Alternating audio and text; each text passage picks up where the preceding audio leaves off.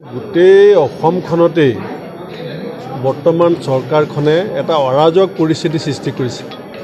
আপোনালোকে দেখিছে যে ডিমা হাছাওত ইলেকশ্যনত কেনেকৈ বন্দুকৰ ভাবুকি দেখুৱাই টকাৰ প্ৰলোভন দি কি ধৰণে গোটেই গণতান্ত্ৰিক ব্যৱস্থাটোক মষিমূৰ কৰিবলৈ চেষ্টা কৰিছে।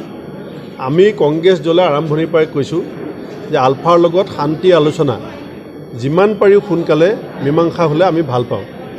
আৰু আমাৰ যেতিয়া চৰকাৰ আছিল আমি তেতিয়া আলফাৰ ক্ষেত্ৰত শান্তি আলোচনাৰ ক্ষেত্ৰত আমি যথেষ্টখিনি কথা আগবঢ়াই দিছিলোঁ।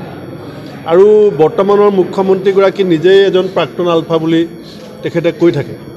গতিকে যেতিয়া প্ৰাক্তন আলফা এগৰাকী অসমৰ মুখ্যমন্ত্ৰী আসনত বহিছে তেখেতৰ আন্তৰিকতা বেছি থাকিব লাগে যে তেখেতৰ প্ৰাক্তন সতীৰ্থসকলক কেনেকৈ শান্তি আলোচনালৈ আনি মূল সুঁতিলৈ আনি ৰাজ্যখনত এটা শান্তিৰ পৰিৱেশ বিৰাজ কৰাব পাৰি।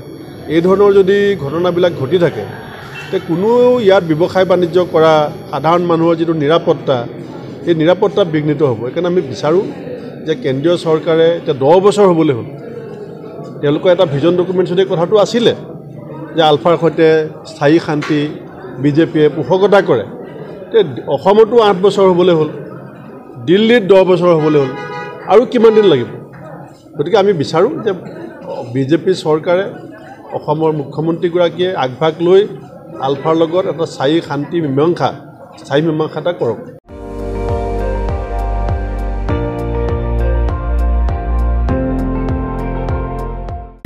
আপুনি চাই আছে ND24 সৰ্বশ্ৰেষ্ঠ নহয় সৰ্বোত্তমৰ দৌৰ।